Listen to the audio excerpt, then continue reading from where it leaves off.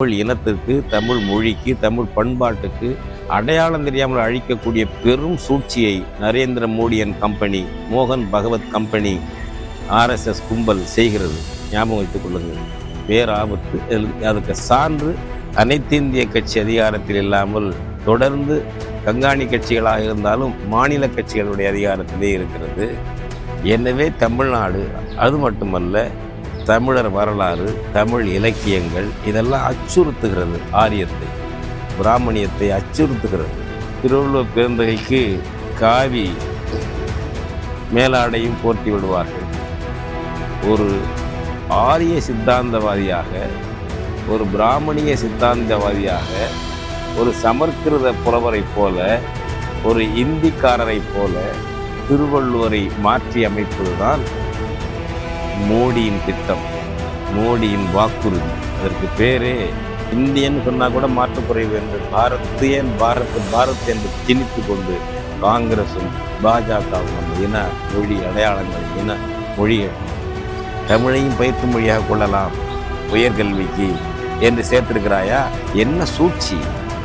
அதே இதை திராவிடம் என்று சொல்லிக்கொண்டு தமிழின அழிப்பு சிதைப்பு வேலையில் திராவிட கட்சிகள் இருக்கின்றன. இதை புரிந்து கொள்ளுங்கள். தந்தை இது காளிகளின் போராட்டம் என்கிறார். தனையன் அண்ணாதுரை இந்த போராட்டத்திற்கும் திராவிட முன்னேற்ற கழகத்திற்கும் சம்பந்தம் இல்லை. எந்த போராட்டம்?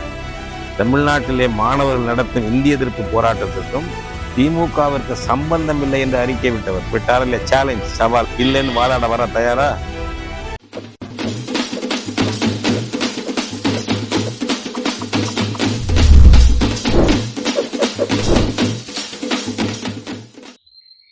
அன்பார்ந்த தமிழ் பெருமக்களே, வணக்கம்.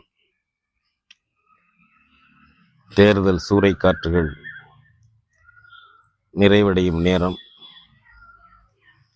விரைவில் வாக்குப்பெட்டியை நோக்கி மக்கள் செல்லக்கூடிய காலம். இந்த நிலையில் இரண்டு கட்சிகள், ரெண்டுமே ஆளுங்கட்சிகள். ஒன்று இந்திய ஆளுங்கட்சி, இன்னொன்று தமிழ்நாட்டை ஆளுங்கட்சி. இந்த இரண்டு ஆளும் கட்சிகளும் கொடுத்திருக்கக்கூடிய வாக்குறுதிகள், அவர்களின் செயல்பாடுகள் குறித்து இனம் மொழி சார்ந்து சிலவற்றை மட்டும் நான் சொல்ல விரும்புகிறேன். பாஜகவுடைய தேர்தல் அறிக்கையை பார்த்தவுடன் பெரிய பயமும் பீதியும் ஏற்பட்டு விட்டது. எதனால் என்றால், திருவள்ளுவர் பண்பாட்டு மையங்கள் உலகெங்கும் அமைக்கப்படும் என்று ஒரு வாக்குறுதியை பாஜக தேர்தல் அறிக்கையிலே கூறியிருக்கிறார்கள். இதுதான் பேராபத்து, பெரும் அபாயம். அது என்ன? அந்த திருவள்ளுவருடைய மையத்தின் செயல்பாடு என்ன? அவர் சொல்லுகிறார்கள், தமிழ் புலவரும் மெய்யியலாளருமான வள்ளுவரை உலகெங்கும் கொண்டு செல்வோம். திருவள்ளுவர் பண்பாட்டு மையங்களை உலகெங்கும் உருவாக்குவோம். உலகின் மிக பழமையான மொழியான தமிழ் நமது பெருமிதமாகும் என்று அவர்கள் கூறியிருக்கிறார்கள். என்ன அந்த திருவள்ளுவர் மையத்தினுடைய வேலை என்னவாம்? நாட்டின் வளமான கலாச்சாரத்தை வெளிப்படுத்தவும், பாரத மொழிகள், பாரம்பரிய இசை, யோகா, ஆயுர்வேதம் உள்ளிட்டவை சார்ந்த பயிற்சிகளை வழங்கவும் உலகம் முழுவதும் திருவள்ளுவர் கலாச்சார மையங்கள் அமைக்கப்படும் என்று வாக்குறுதி கொடுத்துள்ளது பாஜக. திருவள்ளுவரை எப்படி காட்டுவார்கள்? பாரத மொழிகள், பாரம்பரியம், இசை, யோகா, ஆயுர்வேதம் எல்லாம் எப்படி? இந்த பாரத மொழிகள், சமஸ்கிருதம், இந்தி, இது ரெண்டையும் காட்டுவார்கள். அவருடைய பாரம்பரியம், ஆரிய பாரம்பரியம், பிராமணிய பாரம்பரியம், வடநாட்டு பாரம்பரியம், இவற்றை வள்ளுவர் வழியாக காட்டுவார்கள். இசை, அவர்களுடைய வடநாட்டு இசையை காண்பிப்பார்கள், பயிற்சி கொடுப்பார்கள். யோகா, இந்தியில் அல்லது சமஸ்கிருதத்தில் மட்டுமே யோகா நடைபெறும். ஆயுர்வேதம், வடநாட்டு மருத்துவம், நம்முடைய சித்த மருத்துவம் அதில் இடம்பெறாது. எல்லாம் ஆரியமயம். திருவள்ளுவர் பெருந்தகைக்கு காவி மேலாடையும் போர்த்தி விடுவார்கள். ஒரு ஆரிய சித்தாந்தவாதியாக, ஒரு பிராமணிய சித்தாந்தவாதியாக, ஒரு சமற்கிருத புலவரை போல, ஒரு இந்திக்காரரை போல திருவள்ளுவரை மாற்றி அமைப்பதுதான் மோடியின் திட்டம், மோடியின் வாக்குறுதி. அதற்கு பேரே பாஜகவுடைய தேர்தல் அறிக்கை அல்ல, மோடிக்கு கேரண்டி, மோடியினுடைய உத்தரவாதம், மோடியின் பொறுப்பேற்பு என்றுதான் அதற்கு பெயர்.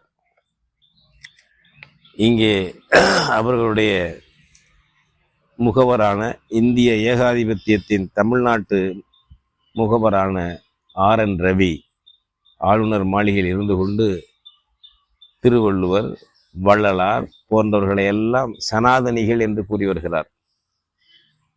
அடிக்கடி பாஜகவினர் திருவள்ளுவர் நாளன்று திருவள்ளுவர் சிலைக்கு காவி துண்டு போர்த்தி விடுவது, காவி கலர் அடிப்பது, காவி மாலை அணிவிப்பது என்ற பழக்கத்தை கொண்டிருக்கிறார்கள். இங்கே அது சிக்கலாகிறது ஒவ்வொரு தடவையும். இங்கே இப்பொழுது முழுக்க முழுக்க திருவள்ளுவர் பெருந்தகையை காவிமயமாக்கி விடுவது, ஆரியமயமாக்கி விடுவது, தமிழ் அடையாளத்தை அவரிடமிருந்து பிரித்து விடுவது, எடுத்து விடுவது என்ற ஒரு சூழ்ச்சி திட்டத்தை இந்த தேர்தல் அறிக்கையிலே பாஜக கூறியிருக்கிறது, மோடி கூறியிருக்கிறார்.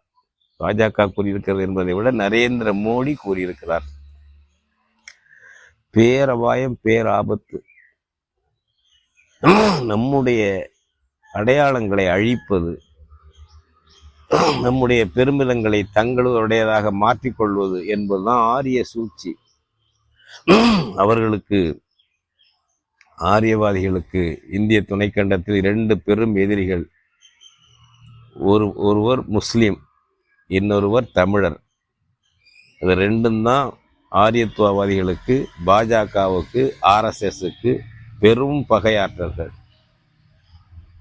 முஸ்லிம்களை வீழ்த்த, ஒடுக்கி வைக்க, குடியுரிமை மறுக்க பல்வேறு சட்டங்கள், பல்வேறு ஏற்பாடுகள், ஜம்மு காஷ்மீர் எல்லாம் ஒன்றும் இல்லை என்று ஆக்கிவிட்டார்கள். சிறப்பு அதிகாரம் இல்லை, ஒரு மாநில அதிகாரம் கூட இல்லை, மாநிலம் கூட இல்லை என்று ஆக்கிவிட்டார்கள்.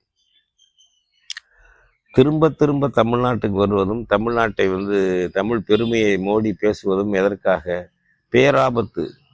முஸ்லிம்களை சிறுபான்மை என்று ஒட்டுமொத்த இந்திய மக்கள் தொகையோடு கணக்கிட்டு சிறுபான்மை என்ற வகையிலே வீழ்த்தி விடலாம், பகை சக்தியாக காட்டலாம்.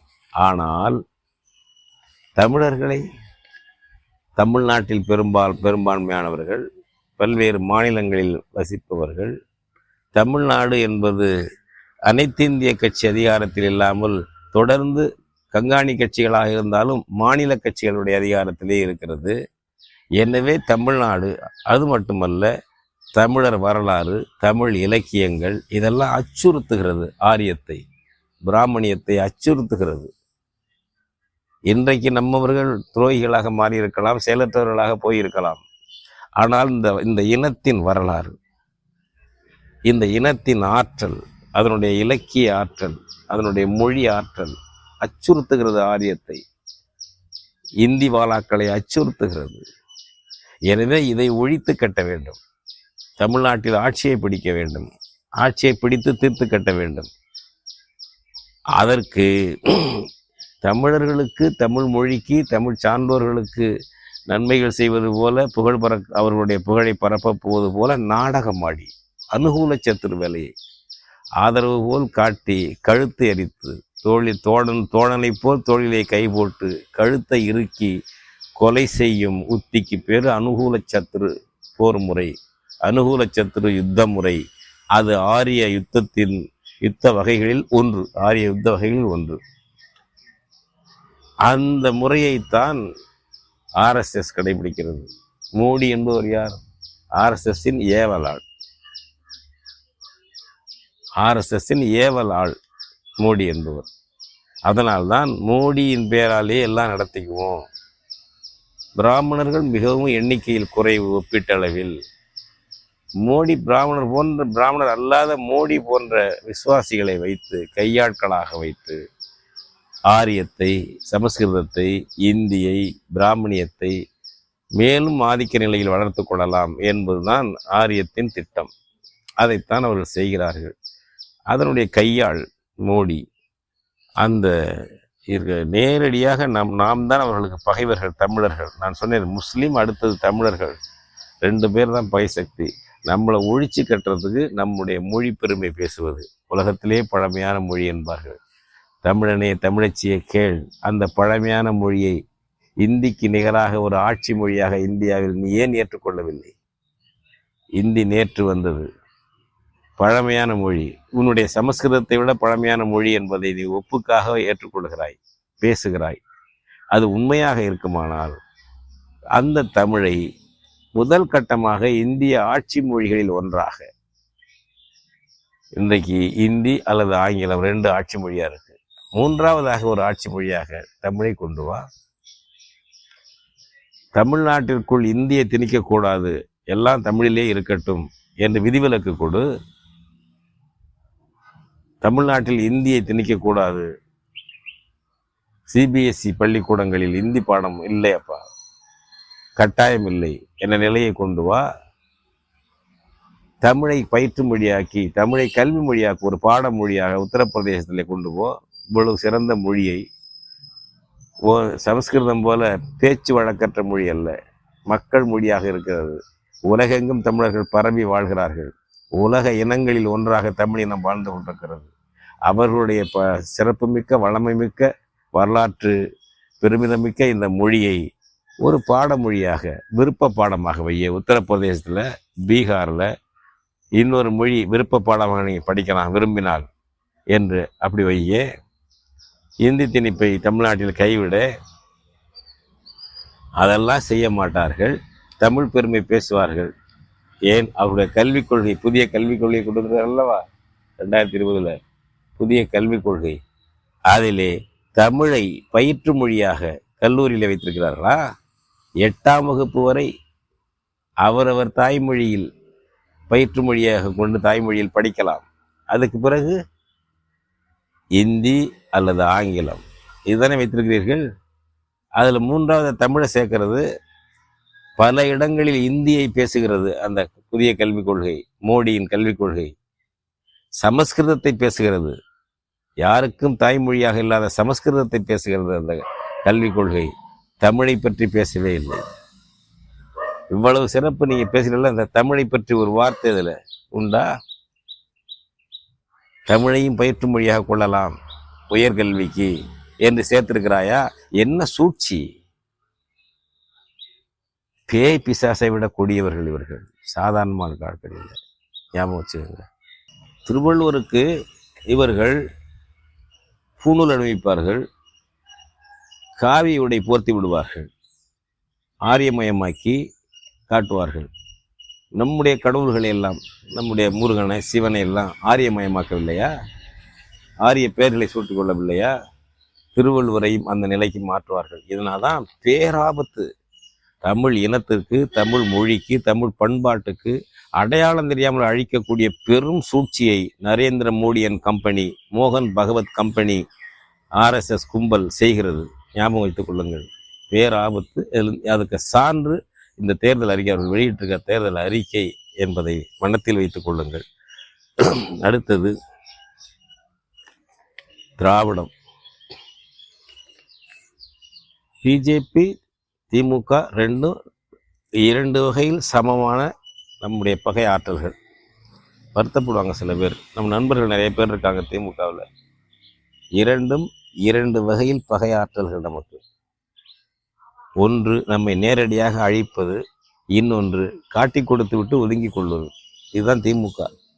நேரடியாக நம்மை அழிப்பது ஆரியம், பிராமணியம், காங்கிரஸ், பாஜக.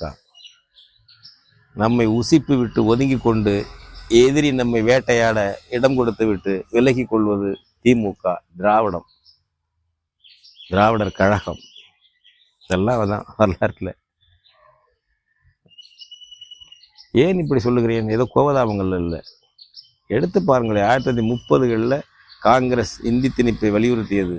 விடுதலைக்கு போராடி கொண்டே இந்தி திணிப்பை வலியுறுத்தியது. 37 அவர்கள் ஆட்சி அமைத்தார்கள். காங்கிரஸ்காரர்கள் இந்தி திணிப்பை கட்டாயப்படுத்தினார்கள். அவர்களுடைய ராஜகோபாலாச்சாரியார் முதல்வரானார். இந்தி கட்டாய பாடமொழியாக்கினார். இந்தியை எதிர்த்து தமிழ் அறிஞர்கள் போராடினார்கள். அந்த தமிழ் அறிஞர்கள் உருவாக்கிய முழக்கம்தான் அந்த போராட்டத்தில் தமிழ்நாடு தமிழருக்கு 2 பொருள் கொடுத்தது. அப்பொழுது ஆந்திர பிரதேசமும் சென்னை மாகாணத்தில் இருந்தது. தமிழ்நாட்டுக்கு விடுதலை கொடு என்பது ஒன்று, இன்னொன்று தமிழர் தாயகத்தை தனியாக அமை, தெலுங்கர்களோடு வைத்திருக்காதே என்பது 2 நோக்கங்களை கொண்ட முழக்கம் தமிழ்நாடு தமிழருக்கு என்பது சாதாரணமானதல்ல. அதிலே ஈவேரா அவர்கள் புகுந்து கொண்டு இந்தி திணிப்பை எதிர்த்து அவரும் தமிழ்நாடு தமிழருக்கே என்று முழக்கம் கொடுத்து பெரிய அளவுக்கு விளம்பரம் செய்தார். அறிக்கையெல்லாம் கொடுத்தார். தமிழ்நாடு தமிழருக்கே என்று உங்கள் கைகளில் பச்சை குத்திக் கொள்ளுங்கள், உங்கள் வீடுகளில் கல்வெட்டு எழுதி பதித்துக் கொள்ளுங்கள் என்றெல்லாம் அறிக்கை கொடுத்தார். 1938 வரை 39 அப்படியே திராவிடத்துக்கு மாறினார். நீதி கட்சி படுதோல்வி அடைந்து கட்சியை ஈவேராவிடம் ஒப்படைத்து விட்டு போய்விட்டது. உடனே ஈவேரா அவர்கள் திராவிட நாடு திராவிடருக்கே என்று மாற்றினார். இது எவ்வளவு பெரிய துரோகம்! இனம் ஒரு இயற்கையான இனம். தமிழர்கள் இயற்கையான இனம், தெலுங்கர்கள் இயற்கையான இனம், கன்னடர்கள் இயற்கையான இனம், அதுபோல மராத்தியர்கள், குஜராத்திகள் இயற்கையான இனம். ஒரு செயற்கையான திணிப்பை திராவிட இனம் என்ற ஒன்றை ஈவேரா அவர்கள் வெள்ளக்காரன் சொன்னா, கால்டுவெல் சொன்னா, கைவாளி சொன்னா என்றெல்லாம் சொல்லிக்கொண்டு கொண்டாந்து திணிச்சு என்ன அர்த்தம்? அது அனுகூல சத்துரு வேலை தானே. ஆரியம் கடைபிடிக்கும் அதே அனுகூல சத்துரு தோழனை போல தோளிலே கை போட்டு குரலை நெறித்து கொள்வது, எங்களுக்காக போராடுவது போல நடித்து கடைசியில தமிழனை நீர்த்து போக செய்வது. இவர்களுடைய கர்நாடகத்திலே திராவிடர் என்று யாரும் ஏற்றுக்கொண்டார்களா?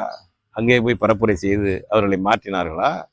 இவர்களுடைய தெலுங்கு நாட்டிலே ஆந்திராவிலே போய் திராவிடர் என்று பரப்புரை செய்து இவருடைய கட்சி கிளை பரப்பி அந்த மக்களை ஏற்றுக்கொள்ள செய்தார்களா? நீங்க சொந்த மொழியில பேராம உங்க மொழி தெலுங்கு நல்லா பேசுவேன் பாரு ஈவேரா, அவர் தாய்மொழி கன்னடம் நல்லா போய் பேசி உருவாக்க வேண்டியதானே. கெடுக்க வேண்டிய இடம் தமிழ்நாடு. அதனால இங்க இருந்துகிட்டு திராவிடன்னு பேசி தமிழ் அழிப்பு வேலை, தமிழ் மறைப்பு வேலை. அப்புறம் தெளிவா வந்துட்டாரு. இந்திய எதிர்த்துல தமிழுக்காக போராடுறேன்னு சொல்லிட்டு இருந்தவர் கடைக்காக தமிழ் காட்டுப்பிராண்டி மொழி என்றே தெளிவாக வந்து விட்டார். தனிநாடு திராவிட நாடு தனிநாடு. அப்புறம் காங்கிரஸுக்கு ஓட்டு கேட்கறது, தனிநாடு கேட்டுக்கொண்டே தமிழ்நாடு தனிநாடு கேட்டுக்கொண்டே காங்கிரஸுக்கு ஓட்டு கேட்கறது. 1954 67 வரைக்கும். இது என்ன வேலை? இதெல்லாம் தான் அனுகூல சத்துரு வேலை. தமிழ் மொழிக்கு, தமிழ் இனத்துக்கு, தமிழனுக்கு, அதுவும் தமிழ் மொழிக்கு இல்லை தமிழனுக்கு நிற்பது போல காட்டிக்கொண்டு ஆரிய எதிர்ப்பை வைத்துக்கொண்டு ஆரியத்துக்கு மறைமுகமாக சேவை செய்வது. இந்திய தேசியத்துக்கு காங்கிரஸுக்கு நீங்கள் காளமாட்டுக்கு ஓட்டு காட்டினா ஆரியத்துக்கு சேவை செய்ததானே அர்த்தம். இதுதாங்க அவங்களுடைய வேலையே. இதுதாங்க பெரிய சிக்கல். நம்ம தமிழர்கள் புரிந்து கொள்ள வேண்டும். நமக்காக யார் பேசினாலும் சரி, நடைமுறையில் உண்மையாக இருக்கிறார்களா, சரியாக சொல்கிறார்களான்னு பேசுங்க, யோசிங்க. விட்டுட்டு நமக்காக பேசுகிறாங்க, எதிரி எதுக்குறாங்க, எதிரியோட இதை விட உங்களுக்கு என்ன வேணும்? அவங்க காங்கிரஸுக்கு ஓட்டு கேட்குறாரு. நான் காமராஜுக்காக ஓட்டு. காமராஜ் தான் அங்கே தீர்மான சக்தியை. காமராஜ் என்ன இந்தி திணிப்பை எதிர்த்துட்டார? காமராஜ் மொழிவாரி மாநிலத்துக்காக போராடினார். அப்போ இந்திய விடுதலைக்கு போராடினார், சிறைக்கு போனார், தியாகி, லஞ்சலாவணி இல்லாத உத்தமர், நேர்மையானவர் தனிப்பட்ட வாழ்க்கையில். அதில் ஒன்றும் மாற்றுக்கிறது இல்லை. நம்ம இனத்துக்காக என்ன பண்ணார் காமராஜர்? என்னங்க பண்ணாரு? குறைந்தபட்சம் மொழிவாரி மாநில போராட்டம் போது நடத்தியது உண்டா? அவர் அமைச்சர் கோரிக்கை விடுத்தது உண்டா? குறைந்தபட்சம் நம்ம பகுதிகளையாவது மீட்கணும். நமக்கு தேவிகுளம், பீர்மேடெல்லாம் நம்மோட சேரணும். அது கேரளாவுக்கு போயிடுச்சு. தெற்கெல்லை திருவிதாங்கூர் தமிழர்கள் போராடுறாங்க, கன்னியாகுமரி மாவட்டம் பல பகுதிகளில் சேர்க்கணும்னு. அதுக்கு எதிராக இருந்தார் காமராஜ். எந்த வகையில் நம்ம இனத்துக்காக குரல் கொடுத்தார்? அனைத்து இந்திய தலைவரெல்லாம் இருந்தார். அவர் காலத்தில் அனைத்து இந்திய தலைவராக இருக்கும்போது 400 பேரை சுட்டு போட்டானுங்க காங்கிரஸ் ஆட்சியில், இந்திய எதிர்ப்பு போராட்டத்தில். அவர் ஏஐசிசி பிரசிடென்ட். அப்போ ஞாபகம் வச்சுங்க, அனைத்து இந்திய காங்கிரஸ் கட்சி தலைவர், பிரதமர்களை உருவாக்கும் கிங் மேக்கர். அப்போ அவர்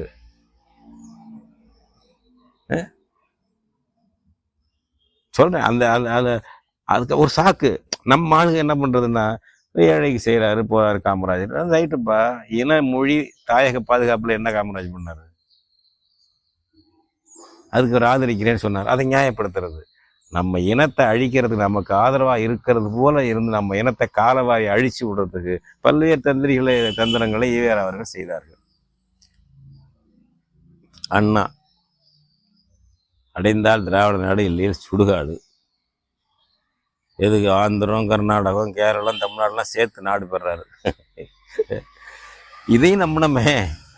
நாங்கள்லாம் மாணவ பகுதியில் அதில் இருந்தோம். இந்திய எதிர்ப்பு கொடியிலேருந்து ஆரம்பித்து மாணவர் திமுக தான் நல்லா இருந்தேன். எங்கள் ஊரில் 66 திமுக கிளை உருவாவதற்கு நானும் ஒரு முக்கிய காரணம். மற்ற நண்பர்கள் இருந்தாங்க, நானும் ஒரு காரணம். மாணவ பருவத்தில் எவ்வளோ பேர் இருந்தோம். நமக்கு அப்போ ஆய்வு பண்ணி பகுப்பாய்வு பண்ணி செய்ய தெரியலை. என்னடா திராவிடர்னு தெலுங்கர், கன்னடர், மலையாளிலாம் சேர்த்துக்கிட்டு நம்ம சொல்கிறாரு தமிழர்கள் என்று சொல்கிறாரு. இது தப்பானதாச்சு இது என்று நினைப்பு இருந்தது. ஆனால் தமிழருடைய பெருமை, சங்க இலக்கிய பெருமை, சேர சோழ பாண்டியன் பெருமையை பேசுவார்கள் அவர்கள். அதனால அதில் மயங்கி போயிடுறது. கடைசியில் என்னாச்சு? திமுக திராவிட நாட்டை கைவிட்டுச்சு. எதுக்காக கைவிட்டுச்சு? இந்தியாவுக்கு ஆபத்து, எல்லையிலே சீனாக்காரன் வந்துட்டான், சண்டி குதிரைக்கு சறுக்கியது சாக்கும்பாங்க. அதனால ஒரு கைவிடுறாராம். உனக்கு என்ன இருக்குங்கிற? நீ தனி வீடு கேட்குற, தனி நாடு கேட்குற. கொள்கையை என் கைவிடணும். இப்போ சீனாக்காரன் வந்துட்டான்னா இந்திய அரசுக்கு நீ ஆதரவாரு. சீனாக்காரன் எதுக்கிறதுக்கு, இந்திய போருக்கு, இந்தியா நடத்தக்கூடிய போருக்கு ஆதரவாரு. நமக்குள்ள உள்ள விஷயத்தை அப்புறம் பேசிக்கப்பா. நமக்கு தனிநாடு வேணும், அதை பேசிக்குவோம். ஆனால் இன்னைக்கு அயலான் சீனாக்காரன் நம்மளை வந்து ஆக்கிரமிக்கிறான். அவனை எதிர்த்து நம்ம நிற்கணும். அதுக்கு வந்து இந்த யுத்தத்துக்கு நம்ம இந்திய அரசினுடைய போருக்கு நம்ம ஆதரவாக இருக்கணும். இதுதானுங்க, அவ்வளோதானுங்க. அதுக்கு அடிப்படை கொள்கை கைவிட வேண்டிய அவசியம் என்ன இருக்குது? திராவிட நாட்டை அதான் சண்டி குதிரைக்கு சறுக்குனது சாக்கு. சும்மா சொல்லிட்டு டக்குன்னு உடனே அங்கே எல்லையிலே சீனாக்காரன் வந்து விட்டான். வீடு இருந்தால் தானே ஓடு மாற்றி கொள்ளலாம். எப்படி? தனி வீடு, எங்கள் வீடு தனி, உன் வீடு தனின்னு சொன்னவர் 2 பேருக்கும் பொது வீடாம். இந்திக்காரனுக்கும் தமிழனுக்கும் பொது வீடாம். அதில் ஓடு மாத்திரம் தான் சிக்கலாம். அண்ணாவுடைய உதாரணங்க. அவன் ஒரு ஓடு போடணுங்கிறான், நம்ம சிவப்பு கலர் ஓடுங்கிறான், அவன் வெள்ளை கலர் ஓடுங்கிறான். அது மாதிரி ஏதோ ஒரு ஓட்டு வடிவத்தில் தான் மாத்தியாசமா. வீடு இருந்தால் தானே ஓடு மாற்றிக்கொள்ளலாம். உதாரணம் திராவிட நாட்டை கைவிடுறதுக்கு.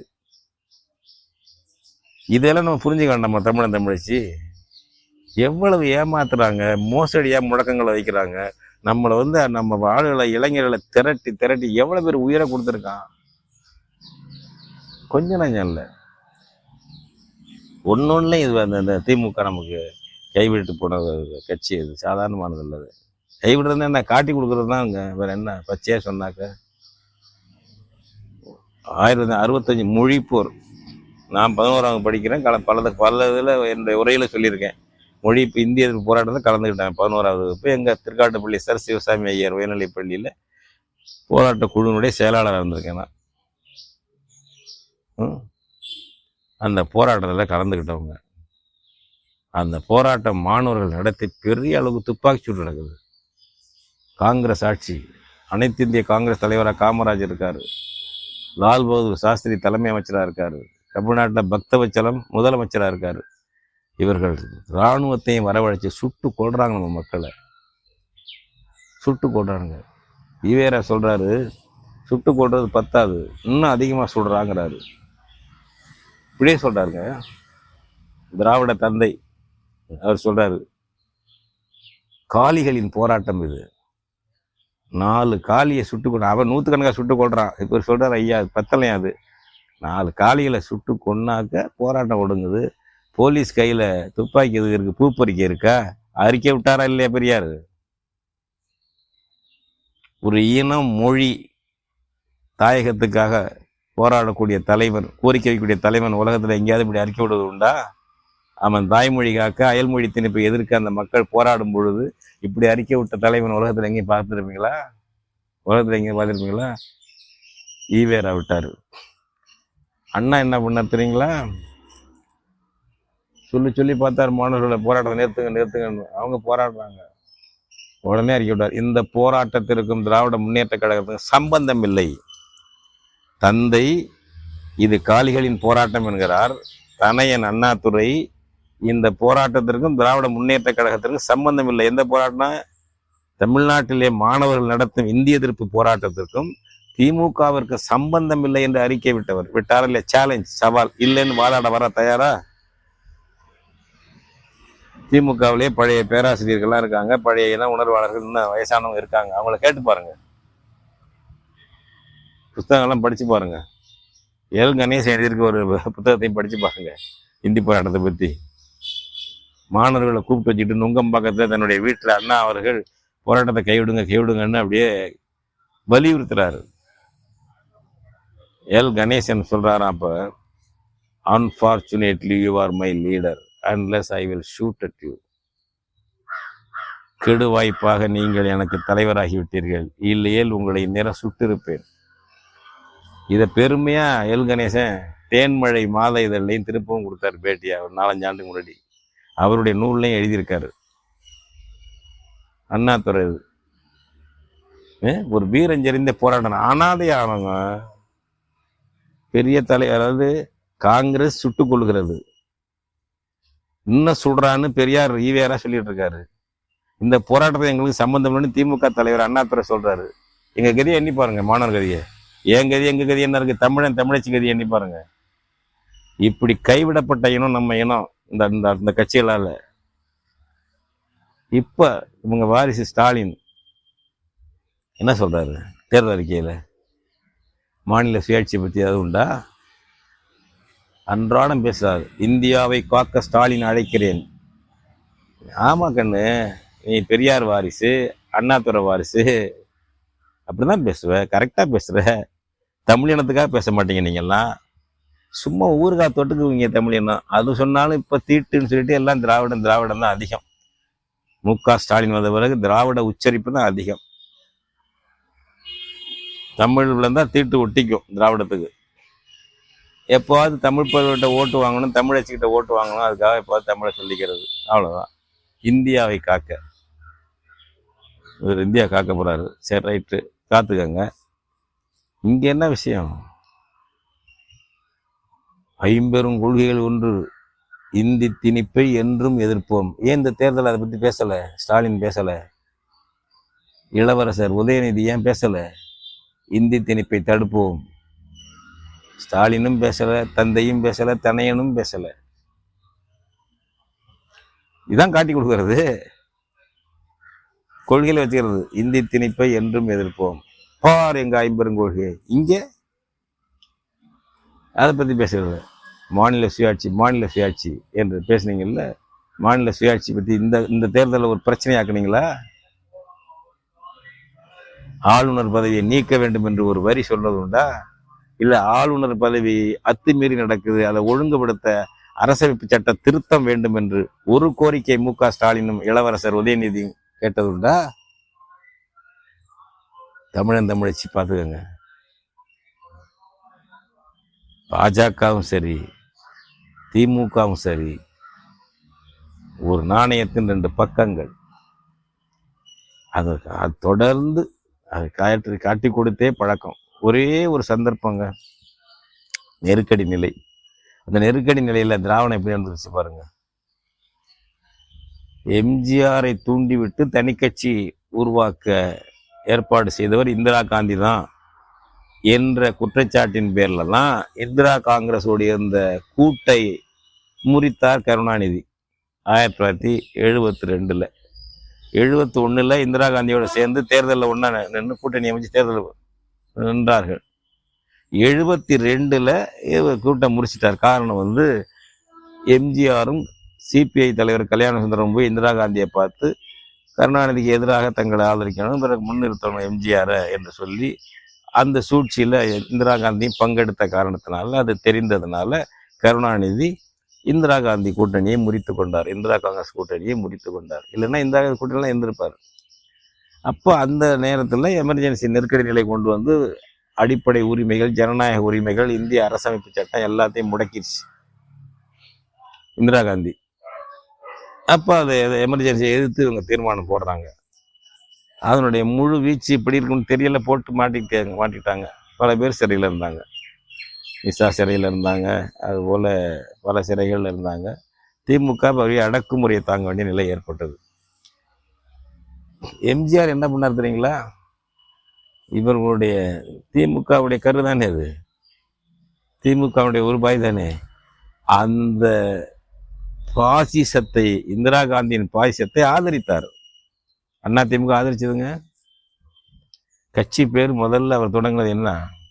அண்ணா திராவிட முன்னேற்ற கழகம். அப்புறம் நேரடியாக பாய் விரிப்போம் அப்படின்ட்டு அனைத்து இந்திய, அகில இந்திய அண்ணா திமுக மாற்றினார் கட்சியை. ஞாபகம் வச்சுக்கோங்க. இதாங்க திராவிடம், இதுதான் திராவிடம். கருணாநிதியாக இருந்தாலும் எம்ஜிஆர் இருந்தாலும் இதுதான் திராவிடம். ஒரு பாசிசத்தை ஆர்எஸ்எஸ் கூட எதிர்த்தது அந்த காலத்தில். அவர்களும் சிறையில் இருந்தார்கள். பல பேர் சிறையில் இருந்தாங்க. ஸ்தாபன காங்கிரஸ்காரங்க பல பேர் சிறையில் இருந்தாங்க. கம்யூனிஸ்ட்ல சிபிஐ அங்கே ஆதரிக்குது எமர்ஜென்சியை. இந்திரா காந்தி பாயசத்தை கல்யாண சுந்தரமன் கம்பெனி, டாங்கே கம்பெனி ஆதரிச்சது. சிபிஎம் எதிர்த்தது. நான்லாம் இல்லை, தலைமறைவாக இருந்து எமர்ஜென்சி எதிர்த்து மக்கள் பணியாற்ற வேண்டும் என்ற முடிவில் தலைமறைவாக இருந்தவன். அப்போ இந்த திராவிடம் பாருங்க, நீங்க கருணாநிதி என்ன பண்ணிட்டாருன்னா, அந்த கடைசி நேரத்தில் வந்து அந்த சஞ்சய் காந்தி ரொம்ப அட்டாதுட்டி பண்ண பையன், இந்திரா காந்தியுடைய இளைய மகன், ரொம்ப அட்டாதுட்டி. அவன் தான் அடுத்த பிரதமர் வாரிசுன்னு கொண்டு வந்தது. இந்த ராஜீவ் காந்தி வெளியில வேலை பார்த்துட்டு இருந்தார், பைலட்டாகவே இது வந்தார். அதனால இந்த பையனை தான் தயார் பண்ணிச்சு. அவன் தன்னுடைய ஓலாறுனால போய் ஏதோ வானத்தில் பயிற்சி பண்ணுறேன்னு போய் விமானத்தில் போய் விழுந்து செத்து போயிட்டான். அந்த அப்போ இருந்த அவளை எமர்ஜென்சியில் அந்த சஞ்சய் காந்தி. இந்த அம்மா இந்திரா காந்தி 20 வருஷ திட்டம் கொண்டு வந்துச்சு மக்களுக்கு அதை செய்ய நடிக்கிறதுக்கு. இந்த பையன் 5 அம்ச திட்டம் சஞ்சய் காந்தி. கருணாநிதி கடைசியில் அந்த 5 அம்ச திட்டத்தை ஆதரித்து முரசொலி எழுத ஆரம்பித்தார். அதாவது சரணடைகிறதுக்கான தொடக்கம். ஏதோ தற்செயலாக விபத்தா அந்த அம்மா எலெக்ஷனை வச்சிருச்சு, நாடாளுமன்றத்தில் தோற்று போச்சு, எல்லாம் முடிஞ்சு போச்சு. எமர்ஜென்சி எதிர்த்த வீரர் மாதிரி கருணாநிதி காட்டிக்கொள்ளக்கூடிய ஒரு வாய்ப்பு வந்தது. இதுதான் இவங்களுடைய வரலாறு. அதனால நமக்கு வந்து இது புரிந்து கொள்ளணும். ஒன்று ஆரியம், திராவிடம், இது ரெண்டும் நமக்கு எதிரானது தமிழர்களுக்கு. எந்த கட்சி, அந்த பேரில் எந்த கட்சி வந்தாலும் சரி, என் மறந்துடாதீங்க. காங்கிரஸா பாஜகவா, பாசிச ஆட்சியை நடத்தியது காங்கிரஸ் கட்சி தான், இந்திரா காந்தி தான். அடிப்படை உரிமையை பறித்தது, நீதிமன்ற உரிமையை பறித்தது எல்லாம் இந்திரா காந்தி. 1975 76 அட்டூழியங்கள் கொஞ்சம் நஞ்சம் இல்லை, ஞாபகம் வச்சுக்கோங்க. அது பேரன் வந்திருக்கான் இப்போ ராகுல் காந்தி, வேற யாரும் இல்லை. காங்கிரஸுடைய கரு அது. அது ஒரு கரு ரெட்டையர்கள் தான் காங்கிரஸும் பாஜகவும். காங்கிரஸுடைய தம்பி தான் பாஜக. அதுபோல அவர்களுடைய பங்காளி தான் திராவிடம். திராவிடம் என்ற சொல்லை உருவாக்கியவர்களும் ஆரியர்கள் தான், தமிழர்கள் அல்ல. நம்ம இலக்கியத்தில் அந்த சொல்லே கிடையாது. 18ஆம் நூற்றாண்டு வரைக்கும் அந்த சொல்லே நம்ம இலக்கியத்தில் கிடையாது. கால்டுவெல் கூட அந்த சொல்ல, திராவிட என்ற சொல்லை மனுஸ்மிருதியிலிருந்து எடுத்தேன், குமாரிலப்பட்டரின் தந்திரவார்த்திகாவிலிருந்து எடுத்தேன், சான்ஸ்கிரிட் நூல்கள். அங்கதான் திராவிடம் இருக்கும், தமிழ்லாம் இருக்காது. அவங்க தான் திராவிடர். அதுவும் தென்னாட்டு பிராமணர்களை குறிக்கத்தான் குறிச்சாங்கிறான் பஞ்ச திராவிடாஸ்.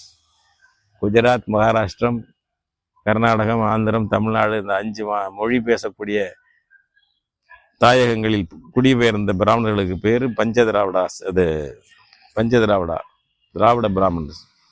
வடக்க மத்திய பிரதேசம், பீகார், உத்தரப்பிரதேசம், காஷ்மீர் இந்த பகுதியில் போன பிராமணர்களுக்கு பேர் வந்து கவுட பிராமணாஸ். எல்லாம் அவங்களுக்குள்ள பேர், நம்ம தமிழர்களுக்குள்ள பேர் கிடையாது. அவங்களுக்கு வச்சுக்கிட்டான். கடைசியில் அது நமக்குன்னு ஆயிடுச்சு. அது பண்ணிட்டாங்க, கூத்து அடிச்சு. இந்த கால்டுவெல் பண்ண கூத்து கொஞ்சம் நஞ்சம் இல்லை. அதை எடுத்துக்கிட்டு என்ன சூழ்ச்சியாக தமிழினை அழிப்பை செய்யணும்.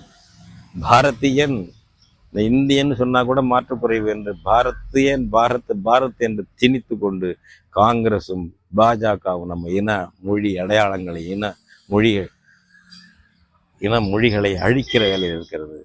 அதே இதை திராவிடம் என்று சொல்லிக்கொண்டு தமிழ் இன அழிப்பு, சிதைப்பு வேலையில் திராவிட கட்சிகள் இருக்கின்றன. இதை புரிந்து கொள்ளுங்கள். இந்த தேர்தலில் கூட இவர்கள் வந்து ஒரு மாநில சுயாட்சி என்று பேசியவர்கள் மாநில உரிமையை முதன்மைப்படுத்தவில்லை. இந்தியாவை முதன்மைப்படுத்தி, இந்தியாவை காக்க வேண்டும் என்பதை முதன்மைப்படுத்தி மு.க. ஸ்டாலின் திராவிட சிங்கம் பேசிக்கொண்டிருக்கிறது. எப்பொழுதும் அவர்கள் முன்னோர்கள் இப்படித்தான் நடந்து கொண்டார்கள். அவரும் இப்படி தான் நடக்கிறார். இதுதான் திராவிட பாரம்பரியம். காங்கிரஸ் பாஜக பாரம்பரியம் ஒன்று, அது ஆரிய பாரம்பரியம், வடநாட்டு பாரம்பரியம், தமிழ் எதிர்ப்பு, இந்தி திணிப்பு, சமஸ்கிருத மேலாதிக்கம். அதுதான் காங்கிரஸுக்கும் சரி, அவர்களுக்கு பாஜகவுக்கும் சரி. இது இரண்டையும் புரிந்து கொள்ள வேண்டும் என்பதற்காக உங்களிடம் உரிமையோடு உறவோடு உரையாடினேன். நன்றி, வணக்கம். இவ்வாறான பல செய்திகளை, பல சிக்கல்களுக்கு விடை கிடைக்கக்கூடிய செய்திகளை தமிழர் நோட்டம் வலையொலியில் வெளிப்படுத்தி வருகிறோம். இது தற்சார்பாக செயல்படுவதற்கு நிதி தேவைப்படுகிறது.